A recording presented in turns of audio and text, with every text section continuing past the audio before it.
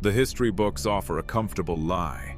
They tell us the fire purifies. They claim the execution was justice. But the ash tells a different story. Paris, March 18th, 1314. The flames begin to rise. Jacques de Molay stands silently. He is not begging for mercy. He is waiting for the precise moment. The crowd watches in terrified silence. King Philip shivers in the shadows. This was not a public execution. It was a desperate containment protocol. The Grand Master's lips finally move. He does not scream in pain. He recites a sequence of sounds, a final forbidden frequency. The Solomonic code is broken. The text we read in school describes a curse. We are told the old knight, consumed by fire, summoned his accusers to face God's tribunal. Yet the timeline suggests something far more mechanical than divine judgment. Within mere months, Pope Clement V lay dead, his body ravaged by a sickness no physician could name. Before the year turned, King Philip IV collapsed during a hunt, struck down by a sudden invisible paralysis. We are asked to believe these were coincidences or perhaps the wrath of heaven. But what if the final vow was never about loyalty to a church, but a binding engagement with a technology of vibration that the Vatican could neither control nor destroy? Tonight, we peel back the charred layers of this event to listen to the frequency that history tried to silence. Only the truly awakened recognize the fissures in the official narrative. If you are ready to look deeper into what has been erased, then listen closely. We return to the Ile de la Cité, a small island in the Seine that serves as the heart of Paris. The sun has set, painting the Cathedral of Notre Dame in long, distorted shadows that stretch across the dark water. The air is thick with the scent of burning wood and the damp, metallic tang of the river, a sensory memory that seems etched into the stone itself. A pyre has been erected on a small islet, a stage set for the destruction of the Knights Templar. The atmosphere is not one of righteous triumph, but of suffocating dread. The guards do not look at the condemned men. They look at the ground, the hands gripping their pikes with white knuckles. They know that the men bound to the stakes are not heretics in the ordinary sense. They are the guardians of a secret that has been excavated from beneath the ruins of Jerusalem. A secret that threatens the very foundations of the medieval world. Jacques de Molay, the last Grand Master, stands bound to the wood. His face is gaunt from years of torture, yet his eyes possess a terrifying clarity. The official records penned by scribes loyal to the French crown depict a broken man who relapsed into heresy. But other accounts whispered in the margins of forbidden chronicles describe a man who had entered a state of profound, almost trance-like focus, as the torch acts as the catalyst, igniting the dry timber at his feet. The crowd expects a scream. It is the natural human reaction to the encroachment of fire. Instead, a low, rhythmic chanting begins to emanate from the smoke. It is not Latin. It is not French. It is a series of phonetic tones, prolix and resonant, cutting through the crackle of the flames like a diamond cutting glass. We must pause to consider the nature of sound in the ancient world. To the modern ear, a curse is merely a collection of angry words, a psychological weapon with no physical mass. But to the initiates of the Solomonic mysteries, all sound was understood as a force of creation and destruction. The ancients knew that specific frequencies could shatter glass, manipulate matter, or induce physiological states of panic or shutdown in the human body. The Templars, during their decades of excavation under the Temple Mount, had recovered texts that predated the flood, texts that described the use of acoustic resonance to manipulate the physical world. The final vow, taken by the highest inner circle of the order, was not a pledge of allegiance. It was the acceptance of a biological key. The theory suggests that the vow bound the knight's own physiology to the secret they guarded. It was a psychoacoustic lock. If the secret was betrayed, or if the order was threatened with total annihilation, the Grand Master possessed the authorization to activate the failsafe. As the heat intensified, Molay was not praying. He was broadcasting the release code. The curse he leveled against the Pope and the King was not a plea for divine intervention. It was a statement of fact. He was initiating a resonance that had been anchored to the specific biological signatures of his tormentors. It sounds impossible to the modern mind trained to view history through the lens of political maneuvering and economic greed. Yet the precision of the aftermath defies statistical probability. Pope Clement V died first. The accounts of his death describe a rapid deterioration, a consumption from within that turned his body to ash even before he was buried. It is said that during his lying in state, a lightning strike hit the church, igniting the shroud and consuming the body, as if the fire that burned Mole had reached out across time and space to claim him. Then came Philip the Fair, the Iron King, a man of immense vitality and strength. He suffered a cerebral event so sudden and catastrophic that he fell from his horse as if struck by an invisible hammer. His lineage, the Capetian dynasty, which had ruled for centuries, crumbled in rapid succession. His sons died. His daughters faced scandal and tragedy. And within 14 years, the direct line was extinguished. The Vatican, usually so meticulous in its documentation, fell strangely silent regarding the true nature of the Templar heresy. The charges of spitting on the cross or kissing Baphomet were lurid distractions designed to shock the peasantry and justify the seizure of assets. But behind the closed doors of the Lateran Palace, a different panic was taking hold. The interrogators who had tortured the knights had reported strange phenomena. They spoke of knights who could endure pain with a dissociation that suggested a mastery of neural pathways. They whispered of symbols found on the bodies of the dead that did not correspond to any known Christian iconography but resembled the cuneiform schematics of ancient Sumer. The church realized too late that they were not dealing with a rival religious sect. They were attempting to dismantle an organization that had reconstructed an ancient scientific system. The heresy was not theological. It was technological. The Templars had found something in Jerusalem that allowed them to transcend the limitations of the era. The final vow was the safety mechanism designed to ensure that if this technology could not be protected, it would be locked away, and those who sought to usurp it would be destroyed. The execution of Jacques de Molay was the Vatican's attempt to smash the machine, because they could not find the off switch. We look back at the flames on that March evening and see only the brutality of medieval justice. But if we listen closely to the silence that followed, we hear the echo of a much older fear. The king and the pope believed that by burning the body, they could kill the idea. They did not understand that the idea was encoded in the vibration of the voice itself. Mole's final act was to ensure that the Solomonic link was severed, hiding the true location of the source material while activating the penalty clause for those who had broken the covenant. The smoke drifts over the Seine, carrying with it the particles of a man who knew too much. The crowd disperses, unsettled by a chill that has nothing to do with the night air. They have witnessed something they cannot name. A collision between the temporal power of kings and a force that answers only to the physics of the lost world. The fire dies down, leaving only glowing embers reflecting in the black water.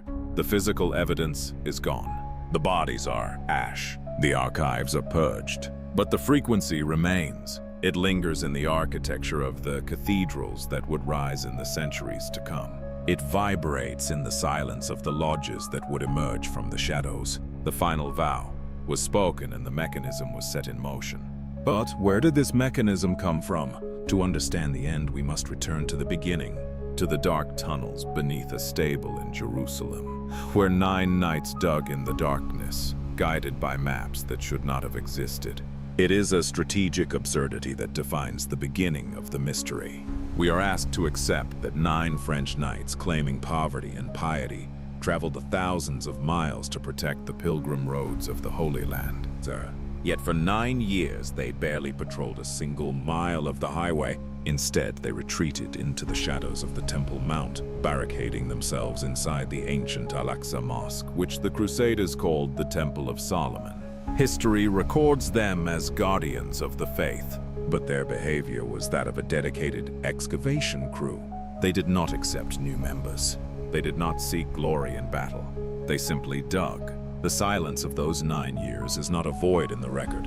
It is the breathless quiet of men who are listening for a signal beneath the earth. The tangible evidence of their true labor was not revealed until centuries later, in 1867.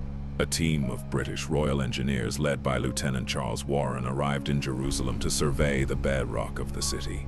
What they found beneath the Temple Mount stunned the archaeological world. Warren discovered a complex network of vertical shafts and horizontal tunnels, cut through the solid limestone with a precision that defied the primitive tools of the 12th century. Deep within these subterranean galleries, he found the remnants of the Templar occupation. A shattered spur, a small lance, and the distinct charcoal marks of medieval torches on the ceiling. But the most unsettling detail was not what they left behind, but the specific architecture of the void they were exploring. The tunnels did not follow the chaotic path of treasure hunters searching for loose gold. They followed the specific geometric trajectory of a water system, leading toward a central singular chamber, deep beneath the Holy of Holies. We must imagine the sensory reality of that decade-long excavation. It was not a clamor of pickaxes, but a careful, terrified surgery on the skin of the world.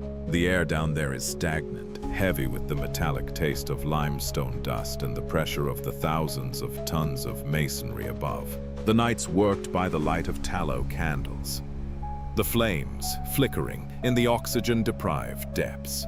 They were not looking for coins. Coins do not require shafts drilled through 20 meters of solid rock. They were following a map that had likely been preserved by the Cistercian monks who sponsored them.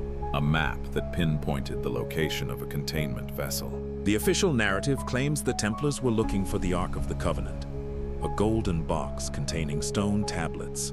But the descriptions of the Ark in the Old Testament do not describe a religious reliquary. They describe a device of terrifying volatility. It was an object that required heavy insulation, could discharge fatal energy, and induce symptoms of radiation sickness in those who mishandled it. If we strip away the theological language, we are left with the schematic of a capacitor, a piece of technology designed to hold a charge. The knights were not digging for a relic to worship. They were digging for a weapon that had been buried before the floodwaters rose. This brings us to the pre-flood frequency. Ancient traditions from the Sumerian tablets to the Egyptian Hermetic texts speak of a time when sound was the primary tool of engineering. They describe the ability to manipulate matter through resonance, to lift stone with acoustic levitation, and to shatter enemies with directed vibration. The Temple of Solomon was not merely a house of prayer. Its dimensions, its materials, and its location on the specific geodetic point of Mount Moriah suggest it was a machine. It was a resonance chamber designed to amplify and stabilize the energy of the object placed within it. When the Babylonians destroyed the first temple, the Ark was not listed in the inventory of looted gold. It had been hidden.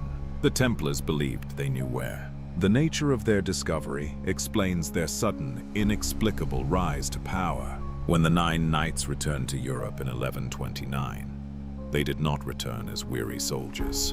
They returned as men who held the leverage of the world in their saddlebags. They went from poor fellow soldiers to the bankerses of kings almost overnight. They were granted unprecedented immunity by the Pope. They established a network of preceptories that functioned like a modern banking grid. This accumulation of wealth was not a miracle of compound interest. It was the result of a negotiation. They possessed something that the church feared enough to grant them absolute autonomy. They had recovered the device, or perhaps the manuals required to operate it. The object they found beneath the stables was likely not a box of gold, but a repository of the Solomonic code. In the context of our investigation, this code is not a cipher for reading letters, but a mathematical understanding of vibration. The Anunnaki legends speak of the ME tablets of destiny that held the programs of civilization. If the Ark was the containment vessel for such data, or the power source for reading it, then the Templars had effectively recovered the hard drive of the ancient world. The weaponized frequency was not a laser beam, but a precise sonic key that could trigger geological events or biological reactions, the very same power Jacques de Molay would later hint at in his final moments. There is a persistent local legend in Jerusalem that speaks of a hum heard deep beneath the dome of the rock. Custodians of the site have whispered for generations about a vibration that can be felt through the soles of the feet in the deepest prayer chambers, a resonance that does not match the frequency of the city above.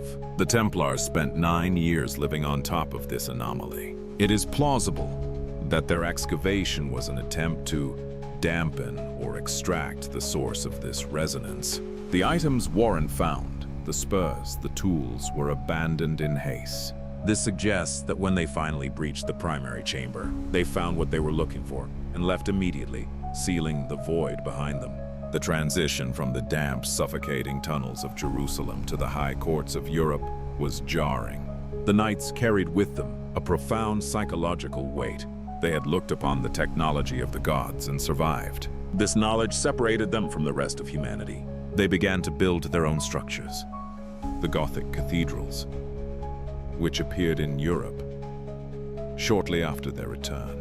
These cathedrals are not just beautiful, they are acoustically perfect. Their dimensions utilize the same sacred geometry found in the Temple Mount. It is as if the Knights, unable to use the weapon openly, decided to hide its principles in plain sight, encoding the frequency of the Ark into the stone arches of Chartres and Notre Dame. We are taught that the Templars were destroyed because the King of France wanted their money. But a king does not burn the bankers who manage his treasury. He seizes the assets and imprisons the managers. The violence of the purge suggests a need to eradicate a biological contamination. The Vatican feared that the Templars had begun to experiment with the frequency. The rumors of bizarre rituals involving a severed head or a strange idol named Baphomet may have been distorted descriptions of them, consulting the device or using communication technology that the medieval mind could only interpret as necromancy. The excavation beneath the stable was the extraction point of a virus in the system of history. The Knights pulled a thread that unraveled the tapestry of the Middle Ages. They found that the foundations of their religion sat upon the ruins of a science they could barely comprehend. The gold they later amassed was merely a byproduct, a way to fund the true treasure. They created the first standing army in Europe, not to fight the Saracens, but to guard the crate they had hauled out of the dark.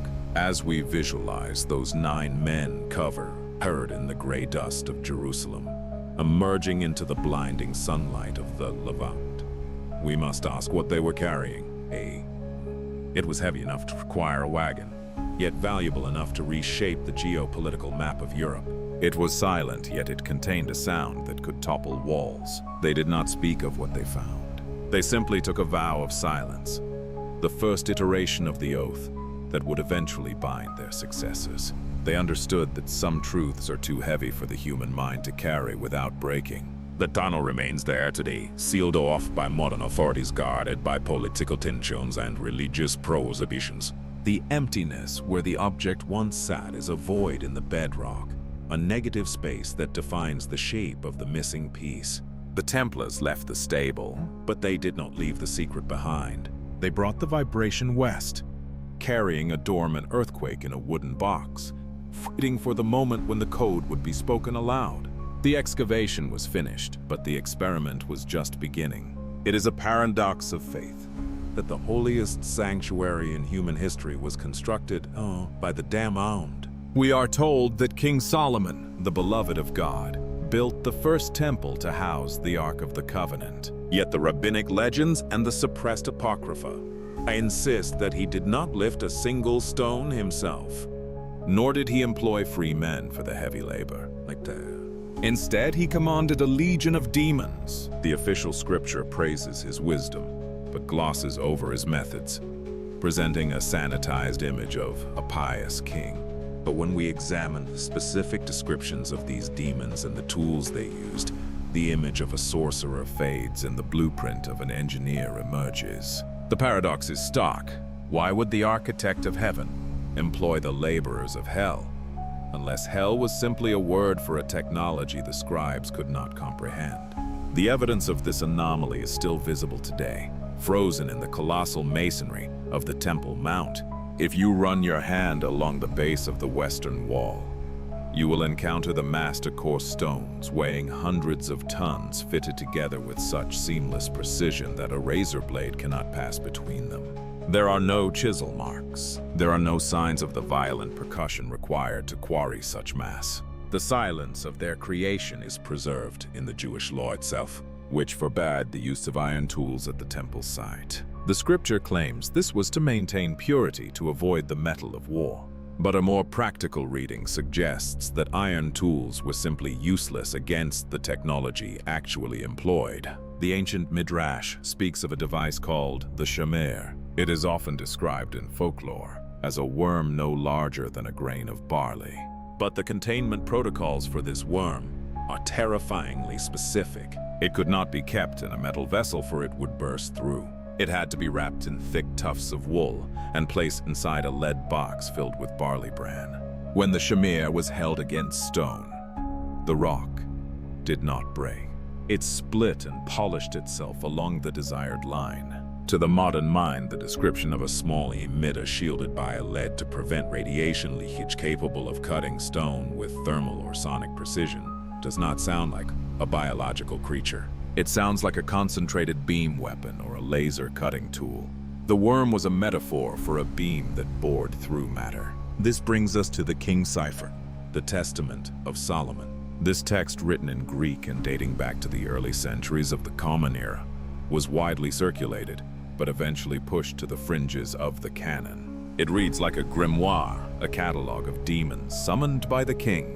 But if we replace the theological terminology with technical language, the text transforms. Solomon does not pray to these entities. He binds them using a specific device, the seal of God, a ring engraved with a precise geometric configuration. When the ring is presented, the demon ceases its chaotic behavior and is compelled to perform specific repetitive tasks, digging foundations, lifting columns, fusing molten metal. The entities described as Modus, Beelzebub, or Ornias are often depicted as hybrids, possessing the strength of machines and the singular focus of programmed automatons. They complain of the burning of the ring. They speak of being bound by the name.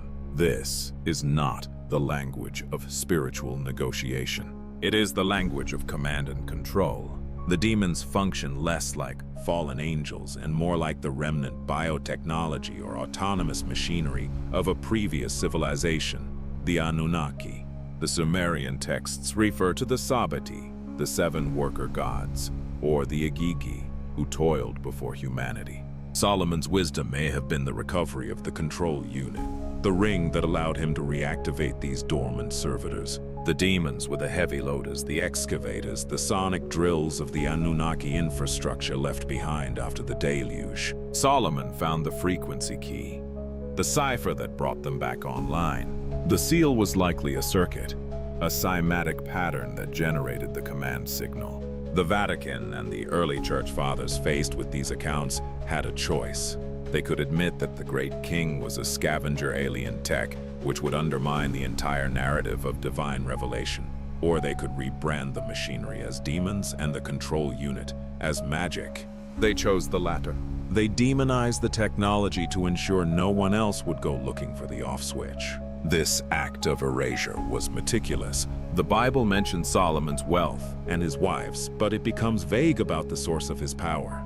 The Testament was labeled apocryphal, effectively banning it from the pulpit. The knowledge of the shemer was relegated to fairy tales for children, but the memory of the binding remained. The Freemasons, who claimed descent from the builders of the temple, preserved the title of Grand Master, a clear echo of the one who held the master key.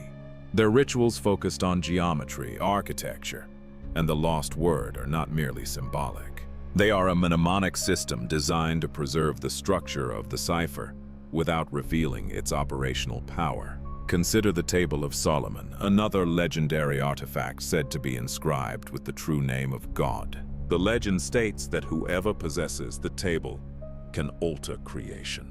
The Moors believed it was hidden in a tower in Toledo. The Visigoths claimed to have taken it, but the table is likely another misunderstanding of a technical interface, a control panel, a console, The true name is not a word you speak with your vocal cords. It is a resonant frequency, a code that grants administrative access to the reality-shaping tools of the Elohim.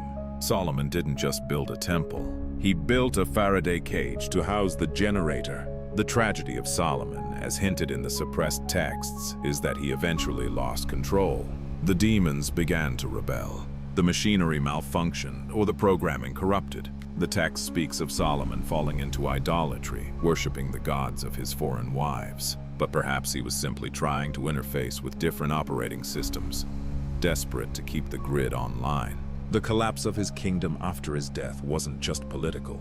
It was a system failure. The ring was lost or hidden. The demons went dormant or were banished back into the wilderness, the desert where they are said to dwell. The Templars in their excavation were looking for this ring, the cipher, the user manual for the stone-cussing worm, and the gravity-defying lifters. When they returned to Europe, they didn't bring demons with them. They brought the geometry.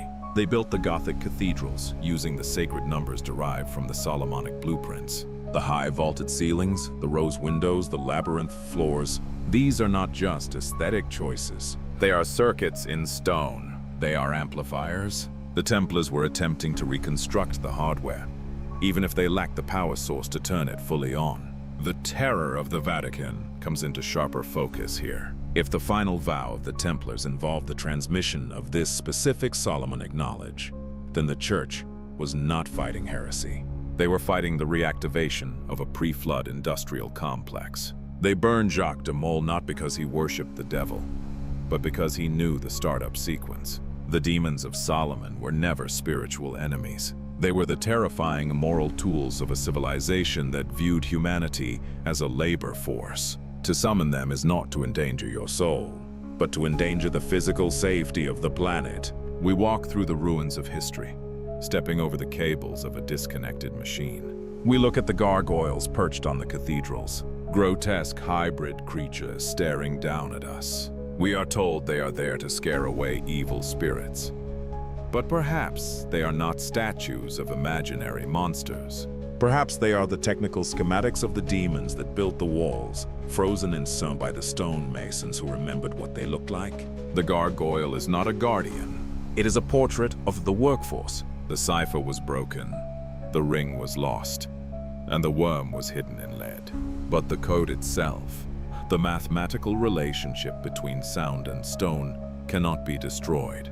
It can only be forgotten. And as we stand in the silence of the great cathedrals, or touch the cold, impossible stones of the Temple Mount, we must ask ourselves, is the machine broken, or is it simply waiting for the right voice to speak the password again? The key was not thrown away. It was swallowed by the initiates, internalized and turned into a vow. We generally perceive a vow as a construct of the conscience, a fragile agreement held together by honor and the fear of social shame. We imagine it as a sentence spoken into the air, vanishing the moment silence returns. But this understanding relies on the assumption that words are weightless. It ignores the ancient biophysical reality that sound is a physical force capable of rearranging matter and altering the neural architecture of the human brain.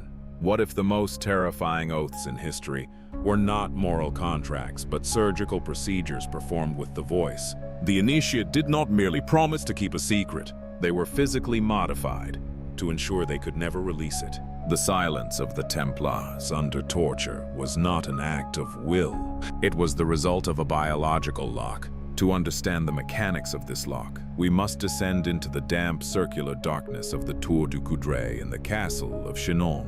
This is where the Grand Master and his senior officers were imprisoned in 1308, awaiting their fate. The walls of this dungeon are not bare. They are covered in graffiti carved by the prisoners during their final months. Visitors often glance at these markings and see crude religious devotion.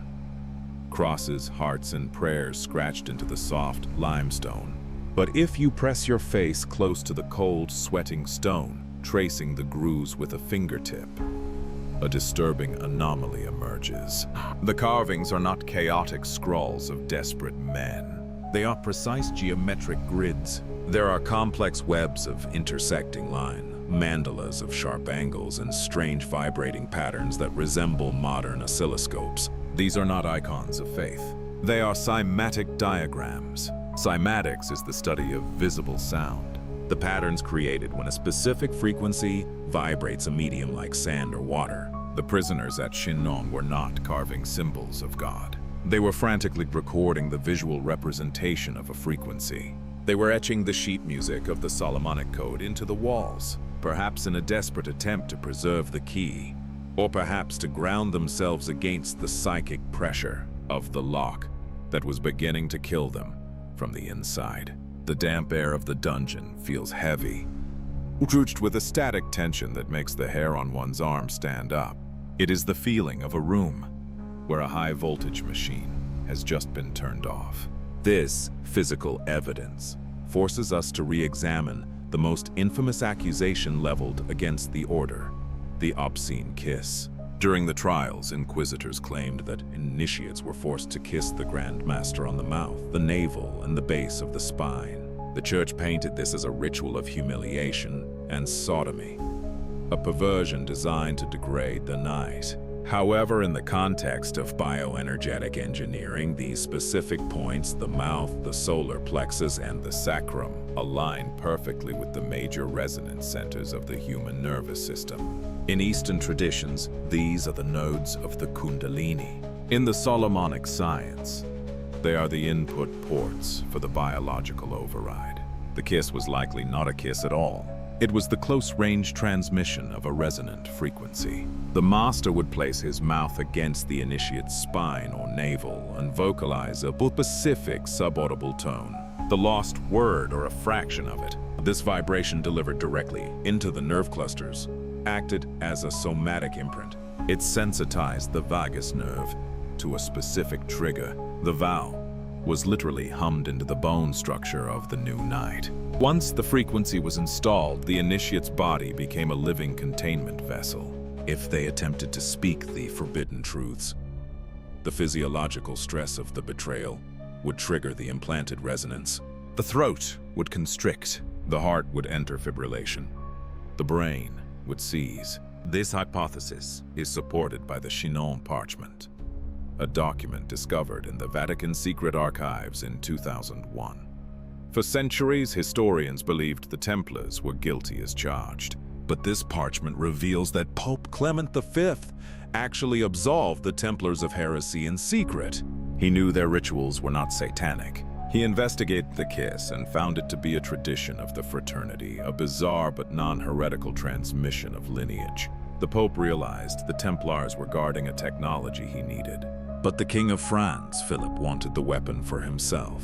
The tragedy is that the Pope tried to save the men but destroy the lock. He failed to understand that the men were the lock. Consider the layout of a Templar initiation chamber. They were almost always circular, built with thick stone walls and domed ceilings. Acoustically, these rooms are whispering galleries. A whisper in the center is amplified and returned to the listener with disorienting clarity. When the vow was administered, the chanting of the gathered knights would create a standing wave, a wall of sound that pressed against the initiate. This was sensory deprivation and sensory overload combined. The brain, overwhelmed by the harmonic pressure, would enter a state of hyperplasticity. In this vulnerable state, the final vow was spoken. It was not recorded in a book. It was recorded in the rewiring of the initiate's synapses. This explains the erratic behavior of the knights who confessed under torture. Many of them spoke gibberish. They admitted to worshipping a head that spoke to them. They described Baphomet, a name that, when applied to the Atbash cipher, a Hebrew code used by the Templars, translates to Sophia, or wisdom. But perhaps the head was not a metaphor. Perhaps it was a mechanical emitter, a device used to refresh the biological lock. When the inquisitors took away the device and applied the torture of the rack and the fire, the knights' minds shattered. The lock was under assault. The confessions were the glitching output of a broken biological program. The curse of the Templars, therefore, is a misinterpretation of a fail-safe mechanism. The Anunnaki, or whoever designed the original Solomonic system, viewed humanity as biological hardware, You do not ask a machine to promise loyalty. You program it with a kill switch. The final vow was the activation of this switch. Jacques de Molay, as the Grand Master, held the master frequency. When he burned, he didn't just die.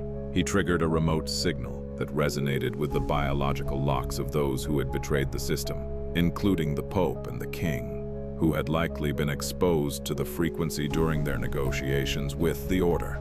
Their deaths were not magical. They were the result of a dormant, resonant virus being woken up. We often wonder why the Freemasons, the suspected heirs of the Templars, place such extreme emphasis on the penalties of their oaths. Their rituals describe having the throat cut across or the heart torn out if the secrets are revealed. We dismiss these as dramatic allegories, but what if they are clinical descriptions of what happens when the biological lock is triggered? The penalty is not a punishment inflicted by others. It is an autonomic reaction of the traitor's own body. The cutthroat is the sudden fatal constriction of the airway. The torn heart is the massive resonance-induced arrhythmia, exploding the organ from the inside. The ritual is a warning. The secret is woven into your veins. To tear it out is to tear yourself apart. The carvings in the Chinon Tower remain silent. The damp moss fills the grooves of the geometric grids. They look like maps of a city that does not exist. Or perhaps the schematic of a microchip, magnified 1,000 times. The men who carved them are gone. Their bodies turned to ash and scattered in the Seine. But the concept of the biological lock forces us to look at our own history with suspicion. How much knowledge has been lost not because it was forgotten, but because the vessels that held it were designed to self-destruct. We walk through the modern world, surrounded by noise. But beneath the traffic and the digital hum, there is a silence where the old secrets hide. The lock was never picked, it was simply buried. And as we stand in the heavy air of the dungeon, touching the frantic carvings of the doomed knights, we have to ask, is the lock still active? If we were to find the right frequency, the right sequence of tones, would the stone walls themselves begin to speak?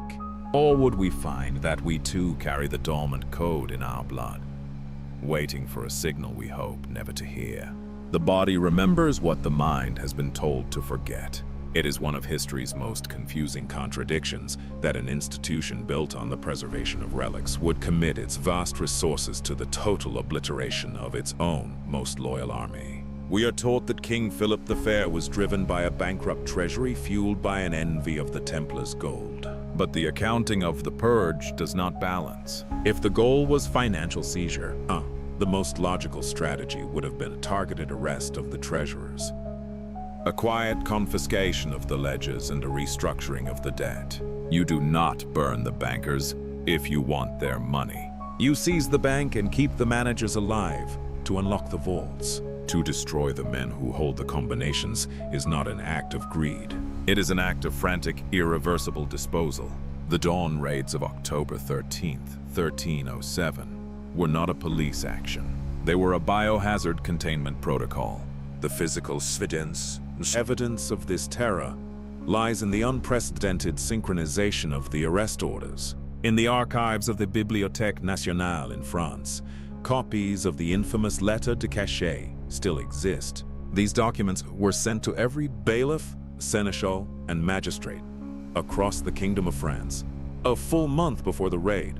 They were sealed with the heavy red wax of the royal signet bearing strict instructions. Do not open until the dawn of Friday the 13th. Imagine the sensory reality of those sealed envelopes, sitting on wooden desks in cold stone keeps from Normandy to Provence. For 30 days, the death warrant of an entire order sat collecting dust. A silent, dormant command, waiting for a celestial alignment. The specific wording inside these letters is telling. The king does not speak of tax evasion or political treason. He speaks of a bitter thing, a poisonous abomination that has infected the land. The language is visceral, evoking a sense of contamination rather than criminal corruption. When the seals were broken and the orders executed, the arrests were simultaneous. This was not the sloppy work of medieval law enforcement. It was a military quarantine, designed to prevent a signal from going out. The crown feared that if even one preceptor was alerted, the Templars would activate their defense. And that defense was not a cavalry charge. It was the thing the Vatican could not exorcise. We must look at the specific nature of the heresy the Vatican was so desperate to suppress. The interrogators were obsessed with a singular object, the Baphomet. In the transcriptions of the trials, the descriptions of this object vary wildly, yet they share a disturbing technological consistency. Some knights described it as a head made of silver or gilded wood. Others said it had two faces or was bearded. But the most chilling detail comes from the inventory of the Paris temple, where witnesses described a head that glowed or spoke and was kept in a triple-locked shrine. To a medieval monk, a glowing, speaking head is a demon. To a modern analyst, it sounds like a powered terminal or a communication interface. The Vatican's fear was rooted in the realization that the Templars were not praying to a false god. They were consulting a database. The Head of Wisdom was likely a recovered artifact from the Solomonic excavation, a device that allowed the high initiates to access the Anunnaki frequencies or star charts mentioned in the forbidden vows. The Church realized that this object did not respond to holy water. You cannot exorcise a machine. You can only smash it and burn the operators who know the password. This explains the strange paralysis of Pope Clement V. He was a weak man, yes, but he was also the Vicar of Christ. He had the power to excommunicate the king and protect his knights, yet he wavered. He held secret hearings at Chinon, absolved the leaders, but then allowed them to be burned. Why? The accepted theory is political cowardice. A darker hypothesis is that Clement was shown the evidence. Perhaps the king's agents brought the head to the Pope, or showed him the effects of the final vow on a human subject. Faced with undeniable proof of a pre-flood technology that bypassed the authority of Scripture, the Pope realized the Church faced an existential threat. If the world knew that God could be accessed through a circuit rather than a priest, the Vatican would crumble. The quarantine was total. The Templar properties were not just seized, they were scrubbed. In many instances, the Knights Hospitaller who inherited the estates refused to live in the Templar preceptories, claiming they were haunted or unclean. They built new chapels or exorcised the grounds repeatedly. This suggests a lingering residue, a radiological or psychic contamination left behind by the Templar rituals. The walls of these preceptories may have been saturated with the resonant frequencies of the vow. The ghosts reported by the locals were perhaps the acoustic echoes of the Solomonic code playing back in the stone like a tape loop. There is a persistent legend in the Languedoc region regarding the Templar treasure that was smuggled out of Paris the night before the raids. We are told it was gold, but a wagon train of gold moves slowly and leaves a trail. The accounts describe a small fleet of hay wagons leaving the Paris temple under the cover of darkness, heading for the coast of La Rochelle. If they were smuggling gold, why hide it in hay? But if they were smuggling delicate equipment, fragile glass and metal components of the head or the ark, then the hay served as packing material. Insulation. The treasure was not currency. It was the hardware. The Vatican's terror was compounded by the fact that they knew they had missed the target. The raid was successful in capturing the bodies of the knights, but the soul of the order, the core technology, had vanished. The interrogation logs show a desperate, repetitive questioning. Where is the idol? Where are the books? The inquisitors tortured men to death, not to find hidden coins, but to find the manuals. They knew that without the manual, the device was dangerous, but without the device, the Church was safe. The burning of Jacques de Molay was the final attempt to close the file. By killing the Grand Master, they hoped to break the chain of command, ensuring that even if the machine survived, no one would have the clearance to turn it on. But the curse that followed suggests the containment failed. The rapid deaths of the Pope and the King look like the result of exposure. Did they handle the artifacts they seized? Did Philip the Fair, in his arrogance, try to wear the Ring of Solomon, or gaze into the head? His sudden stroke during a hunt, a cerebral event, mirrors the symptoms of high-intensity sonic exposure. The Vatican may have buried the Templars, but they could not bury the physics. The poisonous abomination mentioned in the arrest warrants was not moral decay. It was radiation sickness. The Purge of 1307 was the moment the Western world decided to amputate its own memory. The Church chose to remain in the safety of the Dark Ages, rather than risk the light of a truth they could not control. They burned the bridges to the ancient world, leaving us on the other side, wandering in a history that feels incomplete. We look at the date Friday the 13th, and we treat it as a superstition. We avoid walking under ladders or breaking mirrors. We have forgotten that the original bad luck was not about black cats. It was about the day the knowledge of the universe was locked in a dungeon and set on fire. As the smoke cleared over Paris, the Vatican breathed a sigh of relief. The demons were gone. The sorcerers were dead. The threat was contained. Or so they thought. They did not notice the ships slipping out of the fog at La Rochelle, turning the prows north toward a land where the Pope's writ did not run. They did not see the stonemasons quietly changing their names and picking up their tools. The virus had not been killed. It had merely gone dormant, hiding in the one place the Church could not destroy, the stone itself.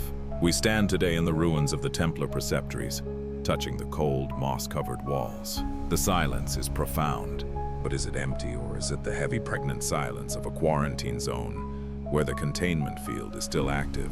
The terror of the Vatican was the fear of what would happen if the lock was ever broken. And as we peel back the layers of history, we must wonder, have we broken it already? The most successful disappearances are not achieved by hiding in the dark, but by standing in the light under a different name. We assume that when the Knights Templar were dissolved, their knowledge evaporated with the smoke of the pyres. But history shows us a strange anomaly. At the precise moment the Templars vanished from the records, the great stonemason guilds of Europe suddenly rose to unprecedented prominence. This was not a coincidence of labor markets. It was a transfer of personnel. The soldiers of the temple became the builders of the temple.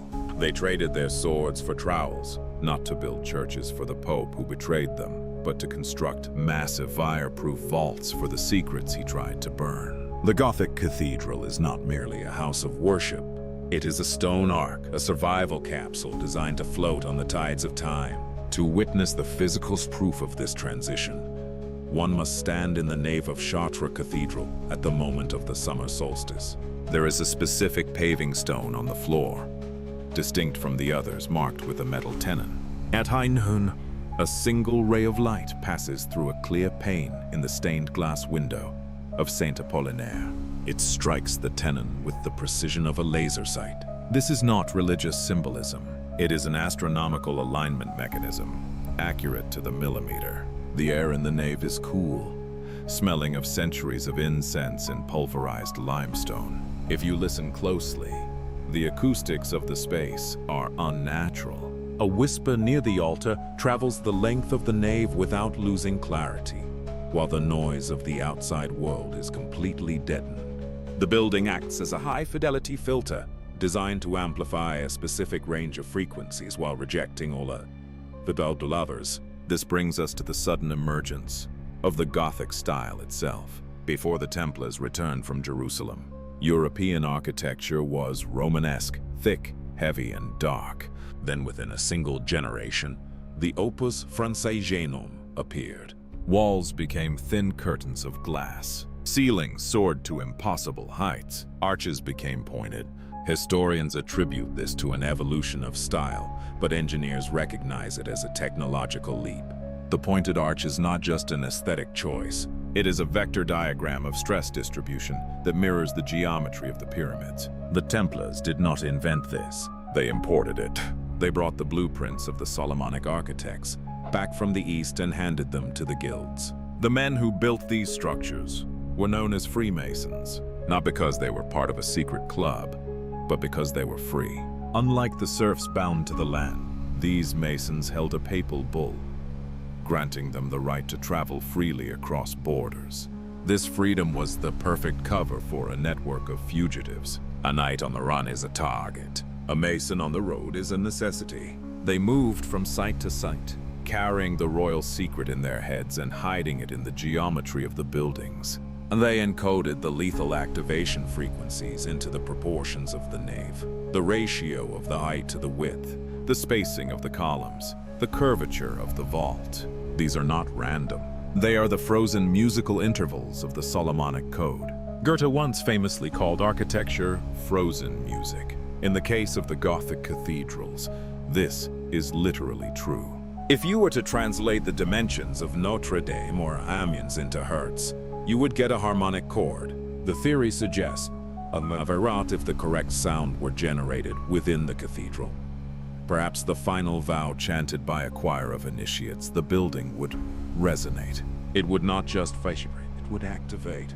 The stone itself would act as a piezoelectric transducer, generating an electromagnetic field. This was the ark they built to replace the one they lost. They couldn't keep the wooden box, so they built a mountain of stone that functioned on the same principle. We find the fingerprints of this conspiracy in the Green Man carvings, found in almost every Templar-linked church. High up in the vaulted ceilings, where no parishioner would look, there are faces woven from leaves and vines. They are pagan, wild, and utterly out of place in a Christian sanctuary. The church explains them as symbols of rebirth, but to the initiates, the Green Man represents the biological component of the technology, the nature that must be mastered. He is often depicted with vines coming out of his mouth, a direct reference to the speech or the vibration that generates life. He is the guardian of the frequency, staring down from the shadows, mocking the priests who perform their empty rituals below. The labyrinth on the floor of Chartres is perhaps the most blatant example of this hidden schematic. It is not a maze. There is only one path. It is a circuit. It measures exactly 666 feet, a number demonized by the church but revered in sacred geometry as a solar number. When a pilgrim walks the labyrinth, they are tracing the path of a current. In the days of the Templars, this was not done as a penance. It was a calibration exercise. The walking induced a trance state, aligning the walker's internal rhythm with the resonant frequency of the building. It was a training ground for the biological lock. The tragedy of the modern era is that we have forgotten how to read the building. We see statues of saints and angels. The masons saw diagrams of forces. The saint holding a tower is not a holy man. He is a load-bearing pillar. The angel with a trumpet is not announcing the apocalypse. It is indicating the acoustic focal point of the choir. The surviving knights developed a language called the argot, or the keoi, a punning language where architectural terms doubled as instructions for the preservation of the secret. They wrote the manual of the Solomonic code right on the facade of the church, in plain sight of the Inquisition, knowing that the priests were too illiterate in the language of geometry to see it. This explains why the Vatican eventually turned against the Freemasons as well. In 1738, Pope Clement XII issued a bull excommunicating any Catholic who joined the fraternity. The church had finally realized that the builders were the heirs of the soldiers. They realized that the cathedrals they were using for Mass were actually Trojan horses filled with the symbols of the very heresy they had tried to stomp out. The Freemasons had successfully pulled off the greatest sleight of hand in history. They had convinced their enemy to pay for the construction of their hiding places. The activation code is likely shattered and scattered. One part of the sequence is in the rose window of Chartres. Another is in the apprentice pillar of Rosslyn.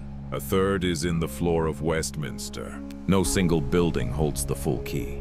This was the genius of the dispersion. To reassemble the final vow, one would have to unite the brotherhoods of Europe and play the cathedrals like a giant instrument. The lethal secret was safely disbanded into a jigsaw puzzle of limestone and stained glass. We walk into these vast, echoing spaces today, and we feel small. We assume this is the intended effect of religious awe, but perhaps the feeling of insignificance comes from an instinctual recognition that we are standing inside a machine we do not know how to operate. The air is cold, preserved, waiting. The gargoyles on the roof lean out, ears cocked, listening for a sound that hasn't been heard in 700 years. The stone ark is finished. The crew is dead. The passengers are forgotten, but the engine, the geometry itself, is still intact. The Masons protected the code by turning it into the background of our lives.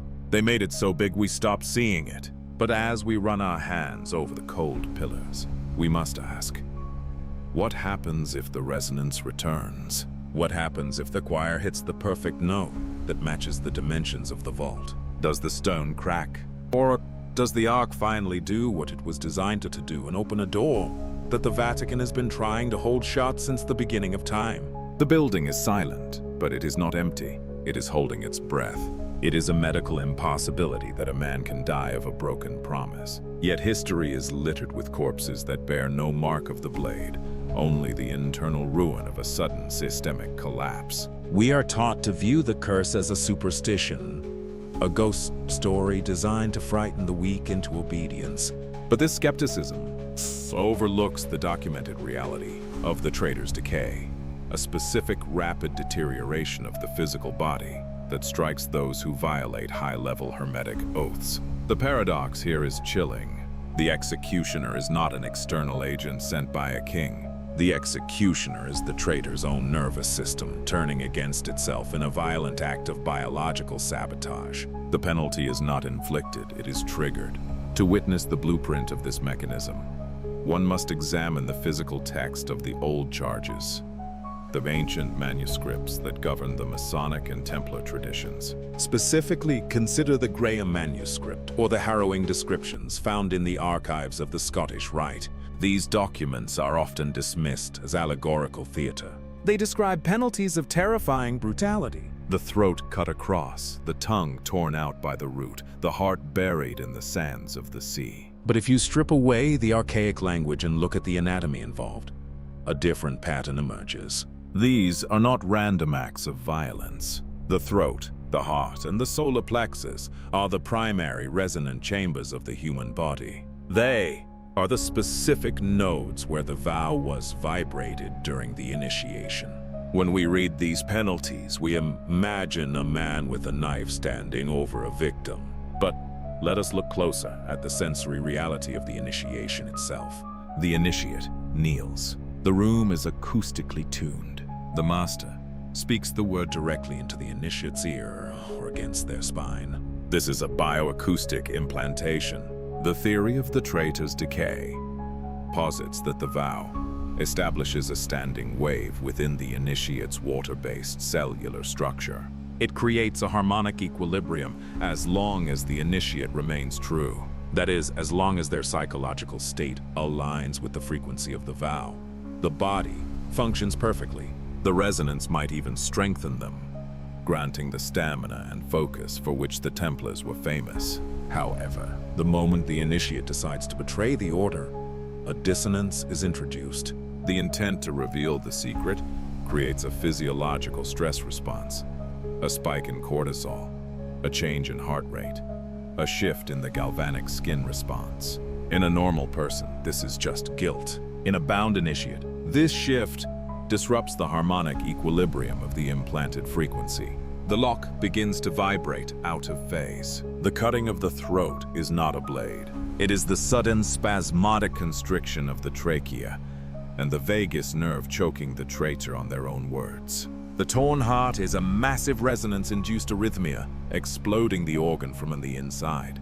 We see a grim validation of this in the death of Pope Clement V. History records that he died of a loathsome disease just a month after the execution of Jacques de Molay. But the details are specific and horrifying. Witnesses describe severe abdominal pain, a burning in the bowels, the exact location of the solar plexus penalty. His body reportedly turned black and putrefied, so quickly that it could barely be contained in the coffin. During the lying in state, a thunderstorm struck the church. Lightning did not hit the steeple. It hit the church floor, igniting the candles which fell onto the pyre. The Pope's body was consumed by fire before it could be buried.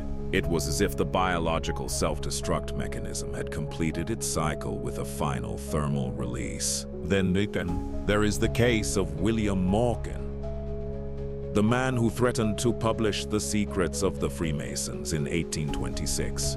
He vanished, presumed murdered. But accounts of those who saw him before his disappearance describe a man who was already dying, hollow-eyed, shaking, unable to eat as if consumed by an invisible fever. The curse had seemingly activated the moment he put pen to paper. His abduction and murder by the fraternity may have been a mercy killing or a retrieval of a biological hazard, rather than a simple punishment. He was already undergoing the decay. This concept aligns with the fringe theory of cymatic poisoning. Water has memory.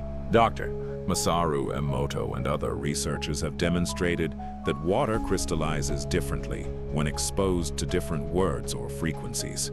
The human body is 70% water. If the Anunnaki Solomonic code was a master frequency capable of restructuring matter, then the vow was essentially restructuring the water in the initiate's blood. It turned their body into a liquid crystal storage device. To break the vow is to shatter the crystal. The result is immediate cellular chaos. The ancient penalties are clinical descriptions of this breakdown. The body severed in two is the dissociation of the neurohemispheres. The bowels burned to ash is the ionization of the gastric acids. We must also reconsider the sign of distress used in these societies. The raising of hands, the specific angles of the arms. These are interpreted as signals for help. But physically, these postures open up the ribcage and align the spine in a way that maximizes airflow and reduces pressure on the vagus nerve. Perhaps the grand hailing sign of distress is not a call to a brother for aid, but a desperate physical maneuver to reset the body's internal rhythm before the self-destruct sequence reaches the heart. It is a manual override for the biological lock. The Vatican's inquisitors noted that many Templars died in their cells without a mark on them before the torture even began. They simply expired. The Church claimed it was the devil reclaiming his own. But perhaps it was the vow doing its work. The moment the knight broke under the threat of the rack and prepared to speak, the frequency triggered. The secret protected itself by collapsing the container. This would explain why the highest secrets of the Order were never revealed even under the most extreme duress. The men physically could not speak them and live. The words were keyed to their heartbeat. To stop the secret was to stop the heart. This technology of the gage, or the binding oath, is found in almost every ancient culture, from the Celtic Druids to the Egyptian priesthoods. It is always described as a magical bond. But Madu and magic is often just science we have forgotten. If the Solomonic code was indeed a relic of a high-tech civilization, then the control of information would be paramount. You do not trust a nuclear launch code to a man's honor. You tie it to his life signs. The traitor's decay is the ultimate non-disclosure agreement. It ensures that the only way to leave the Order is in a coffin. We look at the marble statues of the great figures of history, men who held the fate of nations in their hands. We see their calm expressions, but we do not see the tension in their posture, the rigid control of their breathing. We do not hear the constant low-level hum in their ears, the carrier wave of the vow. They were not just rulers. They were hostages to the power they wielded. The silence of the Templars, the silence of the Masons, is not a silence of arrogance. It is a silence of survival. The decay leaves no forensic trace. A heart attack is just a heart attack. A stroke is just a stroke. The medical examiner sees a natural cause, but the initiate knows the truth. They know that the dead man tried to speak, and the demon of the vow, the programmed frequency, caught the words in his throat. The curse is efficient. It requires no executioner, no witness, and no trial. It waits in the blood, patient and dormant, listening for the slightest tremor of betrayal. As we stand over the graves of those who died, suddenly and mysteriously, we are left with a disturbing question. Is the vow still active? Does the frequency still hold its power even as the rituals have diluted into social ceremonies? Or are we walking among men who are unknowingly carrying a bomb in their chests, waiting for a trigger they do not understand? The ancient penalties were removed from the public oaths in the modern era, deemed too barbaric. But can you remove a line of code by simply not reading it aloud? If the program is still running in the background, the body remembers even when the tongue forgets. We are often told that architecture is a visual art, a silent discipline of form and light meant to be seen but not heard. But this definition collapses the moment one steps across the threshold of the collegiate chapel of St. Matthew. known to the world simply as Rosslyn, standing on a lonely hill in the mist-shrouded glen of Midlothian, Scotland. This structure defies the logic of Christian worship. It is a cathedral that was never finished, yet feels overwhelmingly complete. It is a place of prayer, where the walls are covered in pagan vegetation, and the silence is so heavy, it feels like a physical pressure on the eardrums. The paradox of Rosslyn is that it is a chapel designed not for the eyes, but for the ears. It is not a house of God. It is a musical instrument made of stone, waiting for the hands that know how to play it. The sensory dissonance begins immediately upon looking up. The ceiling is not a soaring void like the French cathedrals. It is a heavy, oppressive canopy of stone, dripping with intricate carvings that seem to grow like a fungus in the damp air. But the true anomaly hangs from the arches of the Lady Chapel. There, suspended agloom, are 213 small rectangular stone cubes. To the casual tourist, they appear to be decorative geometric patterns, diamonds, roses, and strange oscillating waves carved in relief. But if you stare at them long enough, the patterns begin to vibrate. They do not look like flowers. They look like sound waves captured on an oscilloscope. They are the frozen echoes of a specific frequency, carved with a precision that predates the invention of visual audio technology by 500 years. For centuries, these cubes were dismissed as the eccentric whims of the founder, William Street. Clare, a man whose family ties to the Knights Templar are well documented. But in the early 21st century, a father and son team of code readers made a startling discovery. They realized that the patterns on the cubes corresponded perfectly to Chladni figures, the geometric shapes formed by sand on a metal plate when it is vibrated by a violin bow.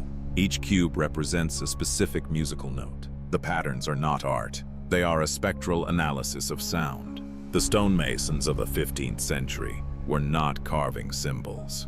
They were recording a musical score using the physics of cymatics. They were freezing a song into the architecture, hiding the melody in the one place where it could never be silenced, the structure itself. This revelation transforms Rosslyn from a church into a hardened data storage device. The Templars, fleeing the persecution in France and carrying the Solomonic code into the safety of the Scottish wilds, needed a way to preserve the activation key. They could not write it on paper, which burns. They could not trust it to oral tradition, which corrupts. So they built a library where the books were the stones. The sequence of the 213 cubes, when read from the left to right, forms a melody. But it is not a hymn.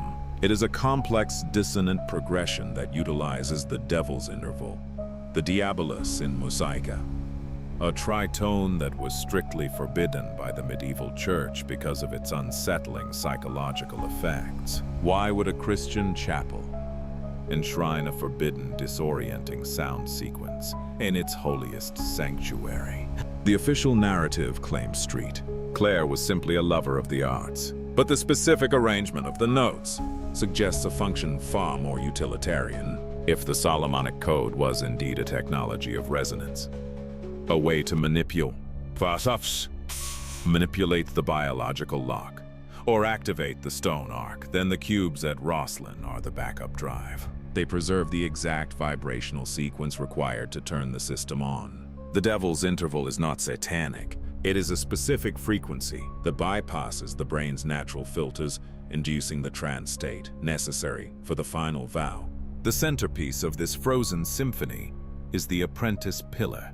It stands apart from the other columns, a masterpiece of twisting, spiraling stone that looks less like masonry and more like a petrified strand of DNA. The legend of its creation is bloody and telling. We are told that the master mason left to travel to Rome to study the design, and in his absence, his apprentice received a dream and carved the pillar himself. When the master returned and saw the perfection of the work, he killed the apprentice in a fit of jealous rage. This story is repeated in Masonic lodges around the world. But in the context of our investigation, the jealousy masks a security breach. Perhaps the apprentice didn't just carve a pretty pillar. Perhaps he carved the antenna. The pillar is hollow. Ground-penetrating radar and thermal scans have suggested there is an object inside. A lead box, perhaps, or a scroll. But the exterior is the true marvel. The vines winding around the column are not ivy. They are distinct segmented helices. At the base, dragons are gnawing at the roots, and at the top, the vines emerge from the mouths of the green men. It is a depiction of the Yggdrasil, the world tree or the jet pillar of Osiris, which was said to stabilize the universe. By carving the specific helix, the apprentice may have inadvertently completed the circuit, creating a shape that amplified the terrestrial currents of the Rosslyn Glen. The master killed him, not out of envy, but because the boy had built a live reactor without authorization. The blow to the head that killed the apprentice is the same penalty found in the Masonic rituals, silencing the one who reveals the secret. The street. Clare family protected this secret by hiding it in plain sight. They invited the world to come and look at their folly. Oliver Cromwell, who stabled his horses in the chapel during the Civil War, did not destroy it. He defaced the altars of other Catholic churches, but he left Rosslyn untouched. Why? Perhaps because he too was an initiate who recognized that this was not church. You do not burn the Library of Alexandria if you think you might need the maps one day. The chapel survived the Reformation, the Civil War, and the neglect of centuries protected by its own reputation as a mere curiosity. When researchers finally decoded the musical sequence on the cubes and played it on modern instruments, the result was haunting. It was a motet, a piece of polyphonic choral music. But when played inside the chapel, the acoustics of the stone vault did something strange. The notes seemed to hang in the air, creating a standing wave that caused the chest to vibrate. The building began to hum in sympathy with the tune. It became clear that the music was not meant to be heard by an audience. It was meant to be felt by the building. The notes were the combination to a safe, and the tumblers were the atoms of the sandstone. We must consider the possibility that the frozen note is incomplete. The chapel itself looks unfinished. The west wall is a jagged ruin of masonry that suggests a much larger structure was intended. Or perhaps the ruin is intentional. A broken circuit cannot be fired. The street. Clares may have deliberately left the final connection unbuilt, leaving the machine in a permanent state of standby. The music on the ceiling is the software, but the hardware, the final connection to the Earth grid, was severed to prevent accidental activation. The atmosphere in Rosslyn is thick with a specific kind of dampness, a cold green moisture that seems to seep from the heavy vegetation of the glen outside. It smells of wet earth and ancient secrets as you stand beneath the cubes, looking up at the silent, twisting vines of the apprentice pillar. You feel a sense of anticipation. It is the feeling of standing in a bell tower, right before the hour strikes. The silence is not empty. It is potential energy. The gargoyles on the roof are not looking at you. They are looking at the horizon, waiting for the signal. The carving of the angel playing the bagpipes is often pointed out as a joke, a Scottish angel. But the bagpipe is a drone instrument. It produces a continuous unbreaking sound, a carrier wave. The angel is not playing a song. He is demonstrating the technique. The Solomonic activation requires a continuous sonic pressure to unlock the stone. The frozen note is a warning and a promise. We have kept the frequency safe. If you ever need to wake the sleepers, here is the sheet music. We walk out of the heavy stone doors and into the gray Scottish light. The glen below is silent, save for the rushing of the river Esk. But the vibration remains in the body, a low-level hum that travels home with you. We treat music as entertainment, as a fleeting pleasure. But the men who built Rosslyn understood that sound is the architect of reality. They froze a song in stone to ensure that even if the language was lost and the order was destroyed and the books were burned, the key would survive. All it takes is one person standing in the right spot, humming the right note to shatter the silence of 700 years. The chapel is not a tomb. It is a waiting room. The greatest trick ever played by the architects of the modern world was not to convince us they did not exist, but to convince us that their primary ambition was political power. We are obsessed with the idea of a new world order, a shadow government pulling the strings of finance and war from behind a velvet curtain. We imagine the highest degrees of Freemasonry as a boardroom where the fate of nations is decided over brandy and cigars. But this narrative is a convenient distraction. A decoy flare fired to draw the eye away from the true terrifying burden of the order. The paradox is absolute. The men we suspect of trying to rule the world are actually too busy trying to save it from a technology they barely understand. They are not the pilot. They are the containment crew on a reactor that has been leaking for 3,000 years. To understand the weight of this custody, one must stand before the monolithic facade of the House of the Temple in Washington, D.C. This is the headquarters of the Scottish Rite, a structure that resembles a mausoleum more than an administrative building. Two massive sphinxes guard the entrance, their eyes carved to stare eternally into nothingness. They are named Wisdom and Power, but their expressions are not triumphant. They are stoic, almost fearful. The building has no windows on the ground floor. It is a sealed stone box designed to keep the light out, or perhaps to keep something else in. The air inside the great atrium is unnaturally still, smelling of polished marble and the slow decay of old velvet. It is the smell of a museum where the exhibits are still alive. In the center of the main temple room, there is an altar. But unlike a church's altar, which is a place of offering, this altar feels like a control panel that has been locked down. The rituals performed here by the 33rd degree Masons are not the boisterous social gatherings of the lower lodges. They are somber, precise enactments of the recovery of the lost word. But here is the critical detail that the conspiracy theorists miss. When the word is finally recovered in the ritual, it is never spoken aloud. It is whispered or substituted with a placeholder. The royal secret is not a revelation. It is a prohibition. The highest initiates are not taught how to use the power. They are taught the catastrophic consequences of turning it on. The structure of Freemasonry acts as a massive bureaucratic heat sink. The millions of lower-degree Masons with their pancake breakfasts and charitable drives serve a vital function. They are the lead shielding. They create a layer of normalcy and dull, repetitive ritual that dampens the signal of the core truth. If the Solomonic code is a radioactive isotope, the fraternity is the concrete sarcophagus poured over it. The Blue Lodge Masons are the unaware sandbags stacking themselves against the flood. They provide the funding, the cover, and the sexual legitimacy that allows the sleeping sentinels, the 33rd degree, to maintain their watch without interference from the curiosity of the profane world. Consider the role of the Tyler, the officer who stands outside the door of every Masonic lodge with a drawn sword. We are told his duty is to keep out cowens and eavesdroppers. But why a sword? Why a weapon of war for a society of speculative builders? In the ancient context, the sword was made of iron, a metal believed to disrupt magnetic fields and spiritual entities. The Tyler is not guarding the door against a nosy neighbor.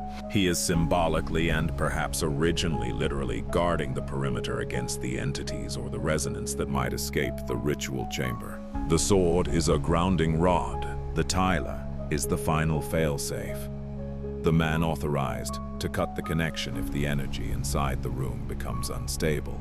The conspiracy of global domination serves the Sentinels perfectly. As long as the public is hunting for Illuminati influence in music videos or analyzing the back of the dollar bill, they are not looking at the physics. The Sentinels encourage the rumors of political corruption because a corrupt politician is mundane. A corrupt politician is human. If the world believed the Masons were hiding a pre-flood sonic weapon capable of liquefying the tectonic plates, there would be a panic that no government could control. So the Order wears the mask of the villain to hide the face of the terrified guardian. They let us hate them, so we do not have to fear what they are hiding. Albert Pike, the controversial figure who restructured the Scottish Rite in the 19th century, wrote extensively about light and Lucifer. These passages are often cited as proof of devil worship. But in the technical language of the Solomonic engineers, Lucifer simply means light bearer. It is not a deity. It is a reference to the carrier wave. the electromagnetic spectrum used by the technology. Pike's Morals and Dogma is not a Bible of Satanism. It is a confused, heavily redacted operator's manual, written by a man who was trying to reverse engineer a machine he found in the basement of a history. He wasn't worshipping the battery. He was trying to figure out how to stop it from leaking acid. There is a strange, persistent anomaly in the highest levels of the craft: the empty chair. In many high-degree rituals, a seat is left vacant for the Grandmaster or the King. It is treated with absolute reverence. We assume this is a symbolic gesture for the deceased, Hiram Abif or Jacques de Molay. But the sensory atmosphere around that chair is heavy.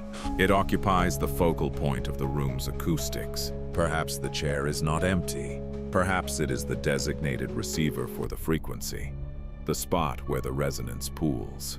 The sentinels bow to the empty chair, not out of respect for a ghost, but out of caution for the invisible vibrating column of air that occupies that space. The sentinels are tired. You can see it in the eyes of the Grand Commanders in their official portraits. They do not have the gleam of conquerors. They have the hollow, haunted look of men who have spent too many nights listening for a sound they pray never comes. They are the custodians of a sleeping beauty that is actually a nightmare. The technology is dormant, but it is not dead. It pulses in the geometry of the lodge rooms. It hums in the layout of Washington, D.C., which itself is a massive Masonic grid designed to dissipate the energy. The obelisk of the Washington Monument is not a phallic symbol of power. It is an acupuncture needle inserted into the earth to vent the pressure. The curse of the final vow is the burden of this knowledge. To reach the 33rd degree is to realize that there is no treasure at the top of the pyramid. There is only a panic button.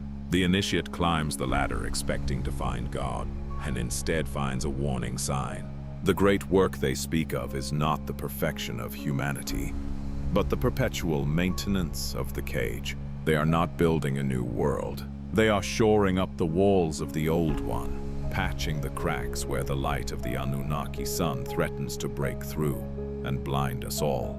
We walk past the Masonic temples in our cities with their bricked-up windows and strange symbols, and we think of them as social clubs for old men. We laugh at their silly hats and secret handshakes, but we do not feel the static charge in the air as we pass. We do not notice that the birds rarely land on the roof of the lodge. The sentinels are inside, moving through the rote memorization of centuries, repeating the words that keep the lock engaged. They are the only thing standing between the mundane chaos of our lives and the ordered, lethal resonance of the past. The danger is that the sentinels are forgetting. The rituals are being diluted. The younger generations join for networking, not for guardianship. They mumble the words without understanding the vibration. The biological lock is weakening because the fear is gone. We are approaching a moment of terrifying vulnerability. The sentinel is fallen asleep at his post, his head nodding, his grip on the sword loosening. And in the silence of the vault beneath the floorboards of the lodge, the dormant frequency is beginning to notice that the guards are no longer watching. What happens when the sentinel finally closes his eyes? Does the machine simply turn off, or does it take the silence of the permission to reboot? The empty chair is waiting. The sword is heavy, and the word that was lost is inching its way back up the throat of the world, looking for a voice to speak it one last time. We define our civilization by what we know, stacking facts like bricks to build a wall against the chaos of the unknown. We assume that the gaps in our history books are merely errors of record-keeping, pages lost to rot or careless scribes. But there is a terrifying possibility that the silence is not an accident. What if the emptiness is an engineering feature? We perceive the Dark Ages as a retreat of human intellect, a time when the lights went out. But perhaps the lights were not extinguished by barbarian hordes. Perhaps they were deliberately turned off by the custodians of the grid. The silence of history is not the absence of sound. It is the presence of a soundproofing wall, built thick and high to dampen a frequency that threatened to shake the world apart. To feel the texture of the silence, one must walk through the long climate-controlled corridors of the Vatican secret archives. There are 53 miles of shelving here, a labyrinth of paper and parchment. But it is not what is there that disturbs the senses. It is what is missing. There are shelves where the dust is undisturbed, gaps in the cataloging numbers that skip entire decades. The sensory experience of this place is one of heavy, curated suppression. The air smells of recycled oxygen and the faint sweet scent of decaying cellulose. It is the smell of a crime scene that has been scrubbed clean with bleach. The silence here is active. It presses against the ears. It is the white noise of a jamming signal broadcasting across the centuries to ensure that the Solomonic code remains unreadable. We are the beneficiaries of this erasure. We live in a world of safe combustion-based physics, where cause follows effect in a predictable line. We do not worry that a certain combination of musical notes will liquefy our bones or that a specific geometric shape will open a door to the void. We call this progress or enlightenment. But the unspoken legacy suggests that our safety is the result of a massive coordinated lobotomy. The Templars, the Masons, and the Church did not fight a war for dominance. They fought a war of containment. The fire they were managing was the Promethean spark of the Anunnaki technology, a power source that the human moral circuit was never designed to handle. This reframes the entire narrative of the suppressed history. We often romanticize the lost civilizations, imagining Atlantis or the Solomonic kingdom as golden ages of wonder. We feel a sense of loss for the Library of Alexandria. But what if those libraries were not repositories of wisdom, but stockpiles of hazardous material? What if the burning of the books was the only way to put out the radiation? The legacy left to us is the luxury of ignorance. We are allowed to play with the toys of the Industrial Revolution. Steam engines, electricity, the internet, because they are safe. They are the diluted, child-proof versions of the true physics. The dangerous tools, the ones that reshape reality at the atomic level through resonance, were locked away in the stone ark, and the key was thrown into the river of time. The final vow is therefore the ultimate act of altruism, disguised as tyranny. The initiates who took the oath accepted the burden of the curse so that we could sleep at night. They became the biological dams holding back the floodwaters of the pre-flood memory. Every time a historian mocks the idea of ancient high technology, every time a scientist dismisses the fringe theories of acoustic levitation, the shield gets a little stronger. Our skepticism is the immune system of the quarantine. We are programmed to reject the truth because the truth is incompatible with our survival. The system is not oppressing us, it is sheltering us. However, the shield is showing signs of fatigue. The unspoken is beginning to be whispered. In the age of the internet, the compartmentalization of information, the primary tool of the Templar security protocols, is failing. The symbols on the cathedral walls are being photographed, uploaded and analyzed by algorithms that can spot patterns no human eye could see. The frozen notes of Rosslyn are being played on synthesizers. The cymatic patterns of the Shinon dungeon are being mapped. We are inadvertently picking the lock that took 700 years to rust shut. We are like children playing with a breaker box in a flooded basement, unaware that the copper wire we are pulling on is connected to a live main line. The Solomonic fire is not a metaphor for knowledge. It is a description of energy. The legends speak of cities consumed by fire from heaven or turned to salt. These are not divine judgments. They are industrial accidents. They are what happens when the resonance goes critical. The legacy of the Templars was to ensure that the reactor was scrammed, shut down before the meltdown became total. They sacrificed their order, their reputation, and their lives to keep the control rods inserted. The silence of the last 7 centuries has been the cooling down period. But we are impatient. We want to know. We feel the phantom limb of our lost history, and we ache to restore it.